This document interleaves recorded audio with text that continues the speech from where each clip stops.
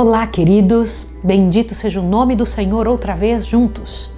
Você e eu temos estudado, temos feito por onde que a palavra de Deus tem entrado em nosso coração, e quando a palavra de Deus entra, pela graça e poder de Deus, acontece uma outra coisa muito importante: ela se transforma em atitudes.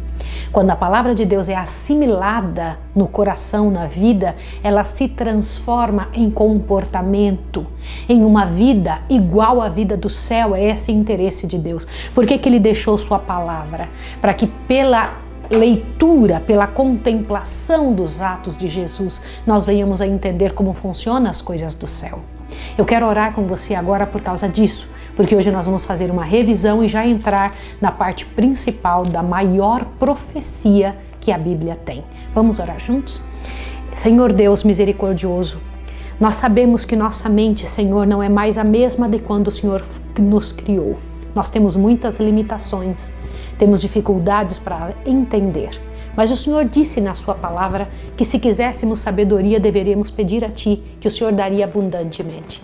Dá-nos sabedoria para compreender, Senhor, porque vamos precisar entender sobre isso. Em nome de Jesus. Amém. Se você chegou agora nos estudos bíblicos, eu sei que você deve estar assim, né? O que é isso de Daniel 7? O que é isso da maior profecia de Daniel 8? O que vem a ser Daniel 9? Eu sei que você está pensando. Eu sei que o seu coração fica apreensivo, mas estude desde o número 1. Eu preciso fazer uma revisãozinha agora com você. Pegue a sua Bíblia. Lembra que para estudar nós temos que ter a Bíblia do lado e a Bíblia juntamente com os outros livros, porque ela é uma continuação. Olha que coisa interessante que nós temos. Só para que você entenda melhor o que eu quero dizer.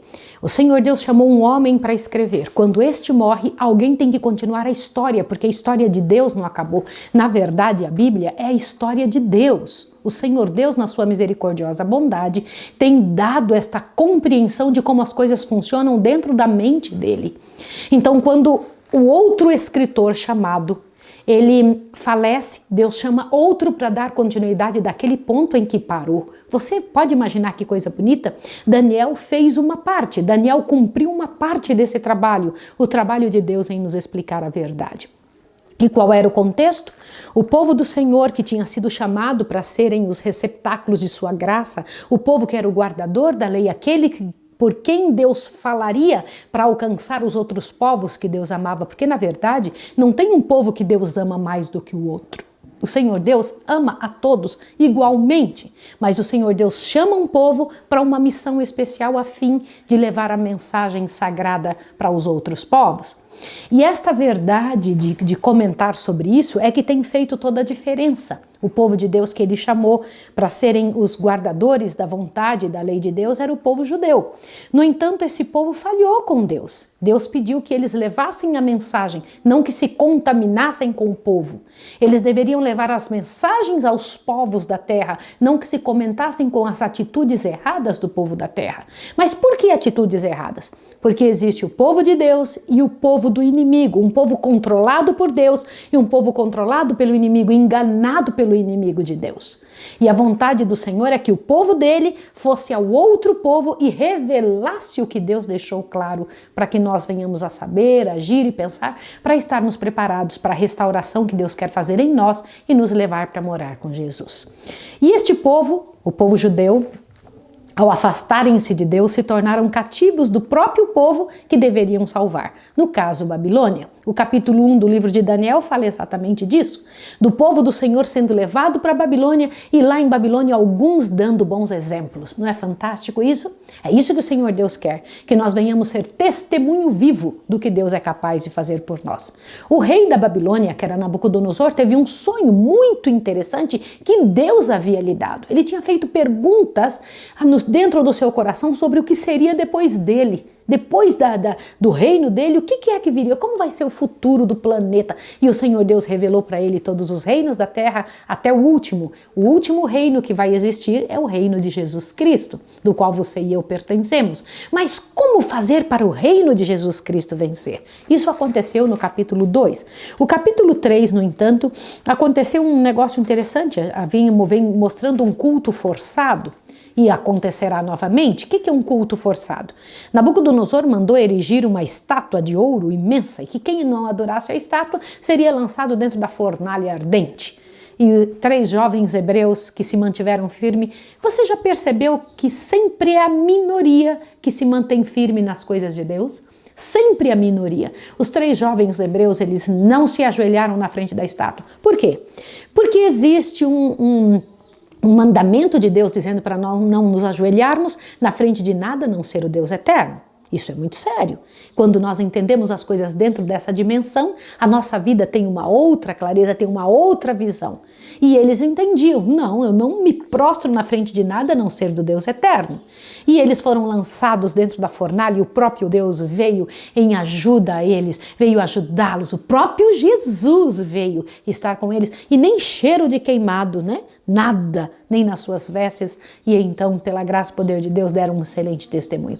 Daniel 4, no entanto, quem escreve é o próprio rei Nabucodonosor, é a conversão de Nabucodonosor. Daniel já estava há muitos anos, são 35 anos de estudos bíblicos, eu posso dizer assim, né, com Nabucodonosor, e Nabucodonosor compreende a verdade do Senhor, mas primeiro precisou ser humilhado até o pó, passou 7 anos como animal, né? Ele foi acometido de uma doença que alguns pensam que é licantropia, e este homem, então, ele reconheceu o Deus do céu como o maioral, o Deus de Daniel, o Deus do povo judeu como o maior de todos. Aliás, o único que é Deus de verdade. Daniel capítulo 5 é a queda de Babilônia, né? Quando o neto de Nabucodonosor, chamado filho dele, né? Belsazar, ele faz um banquete para os grandes do seu reino, porque ele era, na verdade, só para que você entenda, eles eram adeptos do hedonismo. O que é o hedonismo? Se você quiser, faça-o. Se você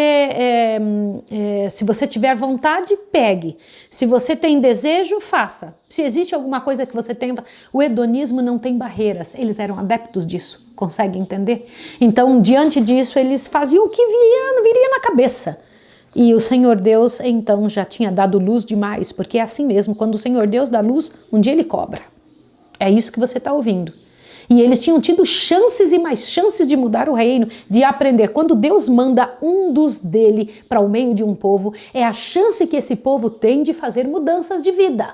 É por isso que você e eu temos que ser fiéis onde estamos. É por isso que você e eu temos uma responsabilidade no meio onde estamos vivendo. E nossa responsabilidade é muito grande. Daniel capítulo 5 mostra claramente a queda de um reino que poderia ter sido uma bênção no mundo. E quem tomou o local como maioral dos reinos do mundo? A Média e a Pérsia, né? Isso está escrito em Daniel capítulo 5, verso 30 e 31, onde mostra claramente que o próximo reino que tomou o lugar, assim como dizia a estátua de Daniel capítulo 2, foi o reino da Média e da Pérsia. Daniel 6, Daniel na cova dos leões. Desde criancinha a gente sabe dessa história de um homem velhinho que foi jogado lá dentro da cova dos leões e o Senhor Deus fechou a boca dos leões.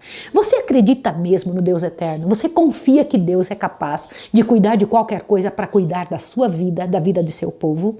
O Senhor Deus diz, eu darei nações por você.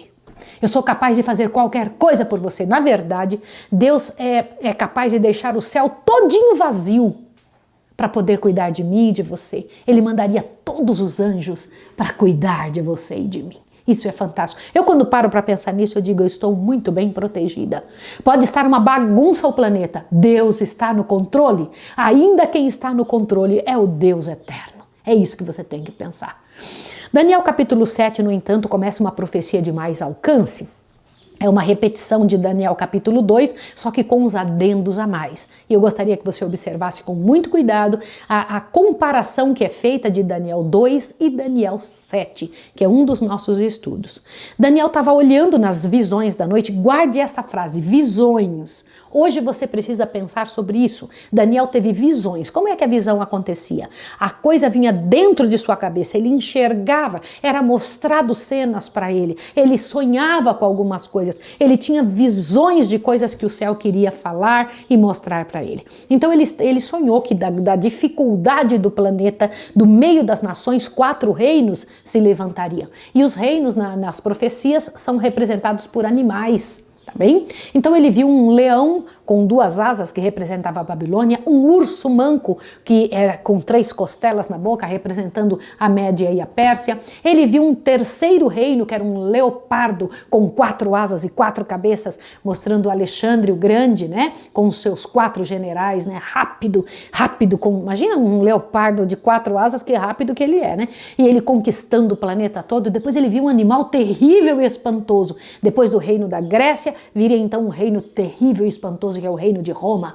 Só que ele viu um detalhe no reino de Roma. Daniel 7 é muito interessante. Guarde esta informação. Em Daniel 7, enquanto ele estava olhando as coisas que apareceram naquele animal grande, animal que era todo de ferro, tinha 10 chifres. No meio dos chifres apareceu um chifrezinho pequeno que abateu 3. E aquela boca falava insolências, falava blasfêmias. A boca daquele chifrezinho pequeno falava blasfêmias contra Deus. E ele ficou impressionado olhando aquilo. Enquanto ele estava olhando para aquela visão daquele animal, daquele reino, né? Daquele pequenininho reinozinho que saiu daquele mesmo reino, acontece uma coisa, chamada a atenção dele para algo que acontece no céu. Ele vê o próprio Deus, que é o ancião de dias, isso está em Daniel 7, verso 9 em diante. Ele vê o ancião de dias se assentando num tribunal. E quando ele está sentado naquele tribunal, anjos e milhares de anjos assistindo, um exército celestial assistindo, e trouxeram os livros que contêm a sua e a minha vida. Era o tribunal, e ele abre os livros para fazer vistoria nas vidas. Como assim? Era o julgamento celestial. Você sabe que todos nós passaremos pelo julgamento. E foi dito aqui em Daniel 7 que enquanto Daniel estava olhando, enquanto estava acontecendo o julgamento no céu, aquele chifrezinho ainda continuava falando blasfêmias, ainda continuava falando coisas contra os santos de Deus. Você sabe, né? Um é o poder de Satanás, outro é o poder de Jesus Cristo. Naturalmente, esse chifre pequeno, falando insolências contra Deus, não podia ser da parte de Deus. Quem é o reino que saiu de Roma, que nasceu de Roma e que falou contra Deus? Por que é que falar contra Deus é uma coisa tão séria? Por que a gente sabe que este reino seria dirigido pelo inimigo? Agora veja, neste momento é visto Jesus. Olha que interessante, ele está vendo uma visão na terra, outra visão no céu. Então é visto Jesus sendo levado até onde o Pai está, e o Pai dá para ele o julgamento. Olha que coisa interessante. O Pai dá para Jesus, o Pai entrega para Jesus os livros, o Pai entrega o julgamento na mão de Jesus. É isso que você viu em Daniel 7. Daniel 7 é um momento especial, só que é mostrado cada um dos reinos que viriam sobre a terra, que eram 4, mas o que venceria seria o último reino, o reino de Jesus, e esse reino seria dado aos santos do Altíssimo. Só que começa então Daniel 8, ele tem a visão de um carneiro e de um bode, lembra? E claramente nessa visão, e eu quero chamar sua atenção para isso agora, por favor, em nome de Deus, preste atenção nesses minutos que nos faltam. Em Daniel 8 acontece um negócio tremendo. É mostrado para ele um carneiro e um bode, brigando num dos rios da Medopérsia. Tá bom? Na capital de Suzã. Olha só para que você veja. Abriu sua Bíblia em Daniel 8, você viu que eu fiz uma revisãozinha? Em Daniel 8, ele está na cidadela de Suzã, na província de Elão. Na visão estava junto ao rio Lai. O que é Suzã? Suzã é a principal cidade persa. Era a capital da cidade persa, na verdade. E ele estava ali e viu um carneiro e um bode brigando. Um deles, claramente o anjo falou, sem nenhuma sombra de dúvida, que um é a Medo-Pérsia e outro é a Grécia. Claramente, brigando um outro, era a vitória da Grécia sobre a Medo-Pérsia. Mas o principal desta visão é um chifrezinho pequeno. De novo esse tal desse chifrezinho pequeno, que nasceria e que tomaria o mundo todo. Deixa eu comentar um detalhe com você, que botaria debaixo dos seus pés o planeta todo, que faria e massacraria o povo de Deus, que se vingaria do povo do céu. Como assim? Que é isso? Que linguagem é essa? E essa linguagem é dita aqui, ó. Vai lá, Daniel 8, por favor. Eu faço questão de ler com você. Olha só. Olha só, o verso 20 em diante. Aquele carneiro que viste com 2 chifres são os reis da Média e da Pérsia, mas o bode peludo é o rei da Grécia. O chifre grande que tinha entre os olhos é o primeiro rei, que era Alexandre, tá? O tecido quebrado, levantando-se 4 em seu lugar, significa que 4 reinos se levantarão da mesma nação, mas não com a força deles. Você lembra que quando Alexandre o Grande morreu, vieram 4, né? 4 ficaram responsáveis pelo planeta todo. Tá lembrado disso? Cassandro, Lisímaco, Ptolomeu e Seleuco, que eram os generais de Alexandre. Agora veja que de um deles, olha que coisa interessante, olha, vamos avante, observe aqui o que diz. 23. Mas no fim do seu reinado, quando os transgressores encherem a medida do seu pecado, levantar-se-á um rei feroz, de semblante e entendido em inimigas. Quem é este rei feroz que se levantaria? Grande será a sua força, mas não de si mesmo. Você percebeu que aqui é dito que ele teria força, este chifrezinho pequeno que se levantou, este pequenininho, uma ponta pequena, teria força, mas não de si mesmo? Por quê? O que isso significa? Presta atenção no que você está lendo. Avante, um pouco mais, eu preciso que você observe. Ainda diz assim, ó. Grande será a sua força, mas não de si mesmo. Ele destruirá terrivelmente, prosperará e fará o que lhe aprouver. Destruirá os poderosos e o povo santo. De novo, essa história de destruir o povo santo. Quando você para pensar nisso, quando você entende essa linguagem da Bíblia, começa a clarear para você. Quem foi o poder na terra? Que nascido depois da Grécia, depois dos reinos da Grécia. Olha que interessante. Haveria de começar a fazer um trabalho contra o povo de Deus. Sem dúvida alguma, as duas pernas da estátua, Roma. E Roma, duas pernas, Roma pagã e Roma papal.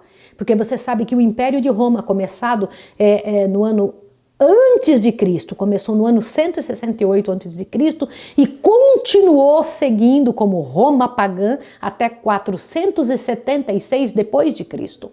E depois que deixou de ser Roma pagã, porque quando a igreja e o Estado se uniram, começa Roma papal, é o Império Romano mandando no mundo, é o Império de Roma papal mandando no planeta. E Roma papal de 476 até 1798 venceram e ganharam o mundo, fizeram como lhe aprouveram, fizeram todas as transformações que desejaram, mudaram as leis de Deus, mudaram a vontade eterna, perseguiram o povo de Deus com a Inquisição e, na verdade, a Bíblia está descrevendo o que aconteceu durante a Idade Média. Só que continue aqui, observe o que diz este verso, o verso 24 e 25. Grande será a sua força, mas não de si mesmo. Ele destruirá terrivelmente e prosperará, e fará o que lhe aprouver. Destruirá os poderosos e o povo santo. Pelo seu entendimento também fará prosperar o engano, e no seu coração se engrandecerá e destruirá muitos que vivem em segurança. Ele se levantará contra o príncipe dos príncipes. Quem é o príncipe dos príncipes? Jesus, presta atenção. Olha lá, mas sem esforço de mãos será quebrado. Agora, que interessante, no capítulo 8 é o capítulo mais fácil de todas as visões. Por que eu digo que é o capítulo mais fácil? Porque é um anjo que vem e explica. Mas mesmo o anjo explicando, dizendo que um dos animais, né, o carneiro, claramente, olha lá, veja de novo, dizendo que o carneiro era a Médio-Pérsia, que o bode peludo era a Grécia, mesmo o anjo falando todos os detalhes, Daniel ainda fica confuso. Por que Daniel estava confuso? O que foi que ele não tinha entendido? Se você e eu, que temos menos inteligência que Daniel, compreendemos, porque o anjo explicou com clareza, ficou uma partezinha que ele não entendeu. O que ele não entendeu? Qual foi a parte que ele não compreendeu? Isso eu quero que você compreenda agora. Eu tenho 5 minutos para te fazer compreender o que nós vamos estudar no próximo estudo. O que foi que fez Daniel ficar angustiado? Dê uma olhadinha aqui. Olha o que diz o verso 26. A visão da tarde e da manhã que foi dita é verdadeira. Isso aqui é o anjo falando com ele. Tu, porém, cerra a visão, porque só daqui a muitos dias se cumprirá. Aí Daniel, do verso 27, diz: Eu, Daniel, estive enfraquecido e enfermo alguns dias. Então me levantei e tratei do negócio do rei. Espantava-me com a visão e não havia quem entendesse. Olha para cá. Que visão foi que ele não entendeu? Se o anjo explicou praticamente tudo, tem uma parte que ele não entendeu, que a maior parte das pessoas nem compreendia porque que Daniel estava tão nervoso, ficou tão entristecido e tão chateado. Qual foi a parte que ele não entendeu? Claramente, ele sabia quem era o bode, ele sabia quem era o carneiro, ele sabia tudo. Ele sabia que 4 haveriam de se levantar depois de Alexandre morrer, mas ele não sabia que parte. Olha, quando Daniel estava olhando a briga entre esses 2 reinos, entre o reino da Medo-Pérsia e a Grécia, ele viu 2 anjos falando. Então, quando ele viu 2 anjos falando, ele prestou atenção no que eles estavam comentando. Um anjo estava falando assim para o outro: até quando durará esta situação? Quer ver isso na Bíblia? É essa parte que Daniel não tinha entendido. Por favor, vai aí. Daniel capítulo 8, por favor. O verso 13, ó. Depois ouvi um santo que falava. Disse outro santo aquele que falava. Eram dois conversando. Até quando durará a visão do sacrifício contínuo e da transgressão assoladora para que seja entregue o santuário e o exército a fim de serem pisados? Aí o verso 14. E ele me disse, até 2.300 tardes e manhãs, e o santuário será purificado. Opa! Você sabia? Ele entendeu tudo sobre os animais, mas não entendeu esse negócio de 2.300 tardes e manhãs. O que era isso? E por anos, o mundo todo tem ficado perplexo em pensar por que Daniel não entendia. Agora vamos entender uma coisa. Presta atenção no que eu vou te explicar. Você sabia que a palavra visão foi traduzida na nossa Bíblia, do original, tem duas palavras para visão. Visão grande e uma parte da visão.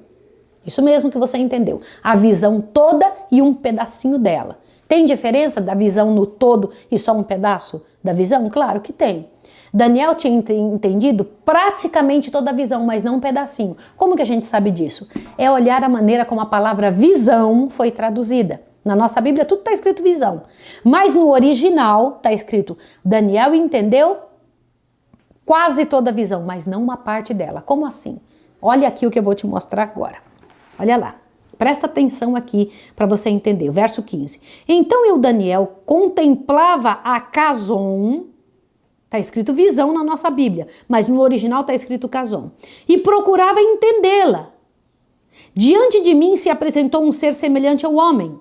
E ouvi uma voz de um homem que gritava entre as margens do lago, o qual gritava, Gabriel, dá a entender a visão, amarré. Peraí, Maísa, do que você está falando? Isso mesmo. No original são duas palavras diferentes para traduzir a palavra visão aqui. Um estava dizendo assim, olha, Daniel estava dizendo, eu não estava entendendo a visão toda. O outro estava dizendo, faz ele compreender a partezinha da visão que ele não entendeu. Daniel disse, espantava-me a Casom. Aí o anjo veio e disse, faz ele entender a maré. O que é maré? O Daniel dizia, espantava-me a visão toda. E aí o anjo vem e disse, faz ele entender a partezinha da visão que ele não entendeu. Como é que nós sabemos disso? Ao olhar no original. Mas o verso 26 do próximo capítulo, olha o que o anjo diz no verso 26. Olha, diz assim, a visão da tarde e da manhã, a maré da tarde e da manhã que foi dita, é verdadeira. Tu, porém, cerra Casom, porque só daqui a muitos dias se cumprirá. Aí Daniel continua. Eu, porém, estive enfraquecido e enfermo alguns dias. Então me levantei e tratei do negócio do rei. Espantava-me como a maré e não havia quem a entendesse. Ele dizia, espantava-me este pedacinho da visão que eu não entendi e eu não estou compreendendo. A pedacinho que faltava, um pedacinho só, a maré, um pedacinho da visão. E eu não estou compreendendo. Era isso que ele estava chateado, porque tinha uma partezinha que ele não tinha entendido. Por isso, o capítulo 9 todinho foi escrito. Porque ele ficou anos estudando, procurando na Bíblia onde é que ele podia achar 2.300 dias ou 2.300 tardes e manhãs. Onde é que eu vou achar nisso? Daniel tinha o princípio correto de procurar na Bíblia o assunto paralelo àquele para que ele pudesse compreender. Por isso que Daniel começa assim, no primeiro ano de Dario, filho de Assuero, da nação dos Medos, o qual foi constituído rei sobre o reino dos caldeus. Olha Daniel explicando. No primeiro ano do seu reinado, eu, Daniel, entendi pelos livros que o número de anos de que falou o Senhor ao profeta Jeremias, que havia de transcorrer sobre a desolação de Jerusalém, era de 70 anos. Por que ele começa a falar que ele estava estudando e procurando saber quanto tempo ia demorar essa desolação sobre o povo judeu? Porque ele procurou alguma data na Bíblia, alguns dias na Bíblia, e ele entendeu que só o profeta Jeremias falou sobre um tal de 70 anos que o povo de Israel ia ficar como escravo de Babilônia. E ele, 70 anos. E ele estava angustiado. Agora o verso 3, olha lá. Dirigi o meu rosto ao Senhor Deus para o buscar em oração e rogos, com jejum, com panos de saco e cinza. E orei ao Senhor meu Deus e confessei e disse... Aí ele começa a orar, Senhor, por que eu não entendo? Por que aquele anjo falou numa tal de uma data, 2.300 tardes e manhãs? Por que, Senhor? O que? Eu entendi todo o resto da visão, mas essa parte eu não entendi, me ajuda, Senhor. E ali ele começa a confessar o seu pecado e o pecado do seu povo. Ele se inclui dizendo, fizemos mal contra o Senhor, agimos errado, não agimos correto, o santuário teu, Senhor, está nesse estado por nossa causa, nós temos feito errado, Senhor, nos ajude. E nesta hora aconteceu uma coisa. Você sabia que um anjo do céu veio e tocou no ombro de Daniel e disse, Daniel, eu vim te fazer entender essa partezinha que falta, porque você é muito amado. Sabia que foi isso? Olha só, Daniel 9, olha aqui, ó. Verso 21, estando eu, digo, ainda falando na oração, o homem Gabriel que eu tinha visto na minha visão ao princípio, veio voando rapidamente e tocou-me a hora do sacrifício da tarde. Ele me instruiu e me disse, Daniel, agora vim te fazer entender o sentido.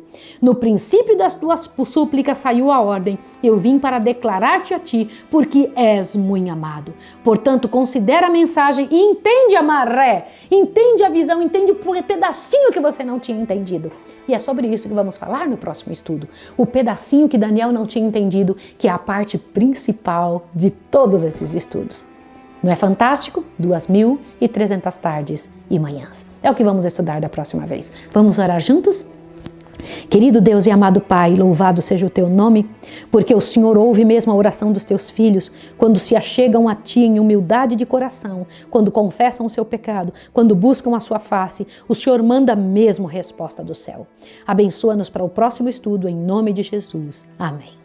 Deus abençoe você, até o próximo estudo. Venha com a Bíblia, venha com o coração para estudar. Um abraço, até o estudo seguinte.